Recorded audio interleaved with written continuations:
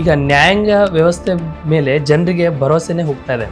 ಜನಗಳ ನಂಬಿಕೆ ಎಲ್ಲೋ ಹೋಗ್ತಿದೆ ಅಂತಂದ್ರೆ ಎಲ್ಲೋ ಒಂದು ಕಡೆ ಡಿಲೇ ಆಗ್ತಿದೆ.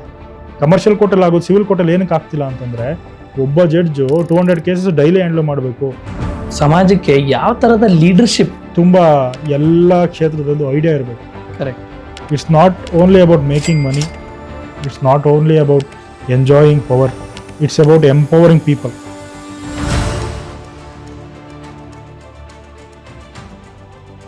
ಸರ್, ನೀವು ಸ್ವತಃ ವೃತ್ತಿಪರ ವಕೀಲರು. ಈಗ ನ್ಯಾಯಾಂಗ ವ್ಯವಸ್ಥೆ ಮೇಲೆ ಜನರಿಗೆ ಭರವಸೆನೇ ಹೋಗ್ತಾ ಇದೆ. ಸೊ ಇದ್ರ ಬಗ್ಗೆ ಏನು ಹೇಳ್ತೀರಿ ಸರ್? ಜನಗಳ ನಂಬಿಕೆ ಎಲ್ಲೋ ಹೋಗ್ತಿದೆ ಅಂತಂದ್ರೆ ಎಲ್ಲೋ ಒಂದು ಕಡೆ ಡಿಲೇ ಆಗ್ತಿದೆ. ಇವಾಗ ನಾವು ಕಮರ್ಷಿಯಲ್ ಕೋರ್ಟ್ಸ್ ಅಂತ ಇದ್ದೇವೆ, ಕಮರ್ಷಿಯಲ್ ಕೋರ್ಟು, ಸಿವಿಲ್ ಕೋರ್ಟ್ಸ್ ಎಲ್ಲ ಇದೆ. ಸಿವಿಲ್ ಕೋರ್ಟಲ್ಲಿ 3 ವರ್ಷ ಆಗೋದು, ಅಲ್ಲಿ ನಮಗೆಲ್ಲ 1 ವರ್ಷದಲ್ಲಿ ರಿಸಲ್ಟ್ ಬಂದ್ಬಿಡುತ್ತೆ. 6 ಮಂತ್ಸ್ಗೂ ಆಗೋದಿದೆ. ಇಲ್ಲಿ ಏನಾಗ್ತಿದೆ ಅಂತಂದ್ರೆ ಇಷ್ಟು ಕೇಸ್ಗಳಿಗೆ ಇಷ್ಟು ಜಡ್ಜ್ ಅಂತ ನಾವೇ ಮಾಡ್ಕೊಬೇಕು. The government should think. So ಜಾಸ್ತಿ ಜಡ್ಜಸ್ನ ಹೈಯರ್ ಮಾಡಬೇಕು. ಇಷ್ಟು ಪಾಪ್ಯುಲೇಷನ್ಗೆ ಒಂದು 10,000 ಪಾಪ್ಯುಲೇಷನ್ ಒಂದು ಜಡ್ಜ, 5,000ಕ್ಕೆ ಒಂದು ಜಡ್ಜ. ಸೊ ಈ ತರ ಮಾಡ್ಕೊಂಡು ನಾವು ಜಾಸ್ತಿ ಜನ ಜಡ್ಜಸ್ನ ಹೈಯರ್ ಮಾಡಿ ಸಪ್ರೇಟ್ ಸ್ವಲ್ಪ ಕೋರ್ಟ್ಸ್ಗಳು ಮಾಡಿ ಕೊಟ್ರೆ ತ್ವರಿತಗತಿಯಲ್ಲಿ ಎಲ್ಲ ಮುಗಿಯುತ್ತೆ, ಆದಷ್ಟು ಬೇಗನೆ ಮುಗಿದೋಗುತ್ತೆ.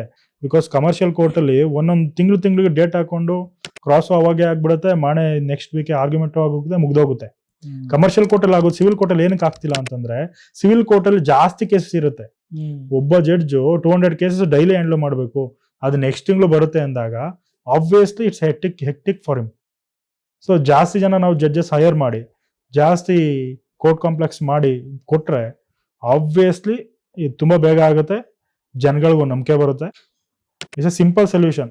ಅಂದ್ರೆ ಅಲ್ಲಿ ನಮ್ದು ಪ್ರೊಆಕ್ಟಿವ್ ಆಗಿ ನಮ್ಮ ಯಾರಾದ್ರೂ the politician should take charge of it.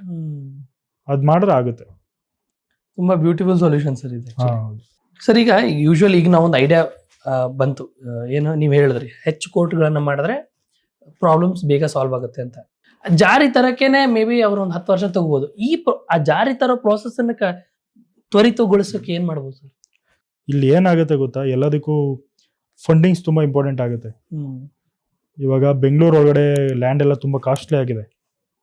ಇದೆಲ್ಲ ಪ್ರಾಜೆಕ್ಟ್ ಮಾಡಿ ಔಟ್ಸ್ಕರ್ಟ್ಸ್ ಆಫ್ ದ ಬೆಂಗಳೂರು ಎಲ್ಲರೂ ಒಂದು ಜಾಗಗಳನ್ನ ನೋಡ್ಕೊಂಡು ಇದೆಲ್ಲ ಮಾಡ್ಬೇಕು. ಇಂಪ್ಲಿಮೆಂಟ್ ಮಾಡೋದು ಏನು ಕಷ್ಟ ಆಗಲ್ಲ. ಇವಾಗ ಜಪಾನ್ ಅವರು, ಚೈನಾದವರು ಒಂದೊಂದು ವಾರಕ್ಕೆ ಒಂದೊಂದು ಬ್ರಿಡ್ಜ್ ಕಟ್ತಾರೆ, ಅದ್ ಮಾಡ್ತಾರೆ, ಇದ್ ಮಾಡ್ತಾರೆ. ಅಂದ್ರೆ ನಮ್ಮಲ್ಲೂ ಅದೇ ಸಿಮೆಂಟು, ಅದೇ ಸ್ಯಾಂಡು ಎಲ್ಲ ನಮ್ಮಲ್ಲೂ ಅದೇ ಇರೋದು, ಅಲ್ಲೇ ಮ್ಯಾನ್ ಪವರ್ ಅದೇ ಇದೆ. ಮಾಡುವಂತ ಇಂಟೆನ್ಷನ್ ಇರೋರು ಬೇಕಷ್ಟೇ. So it's possible. ತುಂಬಾ ಬೇಗನೆ ಇಂಪ್ಲಿಮೆಂಟ್ ಮಾಡ್ಬೋದು, ತುಂಬಾ ಬೇಗನೆ ಮಾಡ್ಬೋದು. ಅದನ್ನ ತಲೆ ಮೇಲೆ ಎತ್ಕೊಂಡು ರೆಸ್ಪಾನ್ಸಿಬಿಲಿಟಿ ತಗೊಂಡು ಹೋಗೋ ಪೊಲಿಟಿಷಿಯನ್ಸ್ ತುಂಬಾ ರಿಕ್ವೈರ್ಮೆಂಟ್ ಇದೆ ಇವಾಗ. ಸಮಾಜಕ್ಕೆ ಯಾವ ತರದ ಲೀಡರ್ಶಿಪ್ ಅಥವಾ ಯಾವ ತರದ ಐಡಿಯಲ್ ಲೀಡರ್ಸ್ ಇರಬೇಕು ಅಂತ ನಿಮ್ಗೆ ಅನ್ಸುತ್ತೆ? ಐಡಿಯಲ್ ಲೀಡರ್ ಅನ್ನೋದಕ್ಕಿಂತ ಇವತ್ತು ಯಾವ ಲೀಡರ್ ಬೇಕು ಅಂತಂದ್ರೆ 2030ಗೆ ಇಡೀ ಗ್ಲೋಬಲ್ ಅಲ್ಲಿ ನಮ್ಮ ಇಂಡಿಯಾದಲ್ಲಿ ಇರೋಷ್ಟು ಯೂತ್ ಎಲ್ಲೂ ಇರಲ್ಲ. ಸೊ ಯೂತ್ಸ್ ಬರ್ತಿದ್ದಾರೆ ಅಂತಂದ್ರೆ they will earn for next 15 or 25 years. ಅಷ್ಟು ಅರ್ನ್ ಮಾಡ್ತಾರೆ. ಅದೆಲ್ಲ ನಮ್ದು ಎಕಾನಮಿ ಆಗುತ್ತೆ. ಸೊ ನಾವು ಸಸ್ಟೈನಬಲ್ ಎಕಾನಮಿ, ಡೆವಲಪ್ಡ್ ಎಕಾನಮಿ ಮಾಡಬೇಕು ಅಂತ ಹೇಳಿದ್ರೆ ಏನು 2030 ಯೂಸ್ ಬರ್ತಾರೆ ಅವ್ರೆಲ್ಲರಿಗೂ ನಾವು ಕೆಲಸ ಕೊಡಬೇಕು. ಏನು ಹ್ಯೂಮನ್ ರಿಸೋರ್ಸ್ ಇದೆಯಲ್ಲ ಅದನ್ನ ಯೂಸ್ ಮಾಡ್ಕೊಂಡು ನಾವು ಡೆವಲಪ್ಡ್ ಕಂಟ್ರಿ ಆಗಬೇಕು. ಮತ್ತೆ ಅವಕಾಶ ಒದಗಲ್ಲ ನಮಗೆ. ಸೊ ಹೈಯೆಸ್ಟ್ ಯೂತ್ ಪಾಪ್ಯುಲೇಷನ್ ಅಂದ್ರೆ ಹೈಯೆಸ್ಟ್ ಅರ್ನಿಂಗ್ ಇರುತ್ತೆ, ಅರ್ನಿಂಗ್ ಮಾಡ್ಕೊಬೇಕು. Then will make the India to become a Vishwaguru or developed country. This is what we need from an immediate politician, and the politician should have ತುಂಬಾ ಎಲ್ಲ ಕ್ಷೇತ್ರದಲ್ಲೂ idea ಇರಬೇಕು. Correct. It's not only about making money, it's not only about enjoying power, it's about empowering people. Very nice. But the thing is that they should know humanity ಇರಬೇಕು. ಅವ್ರಿಗೆ ಜನಗಳ ಸಮಸ್ಯೆ ಅರ್ಥ ಮಾಡ್ಕೊಳ್ಳೋ ಕೆಪಾಸಿಟಿ ಇರಬೇಕು.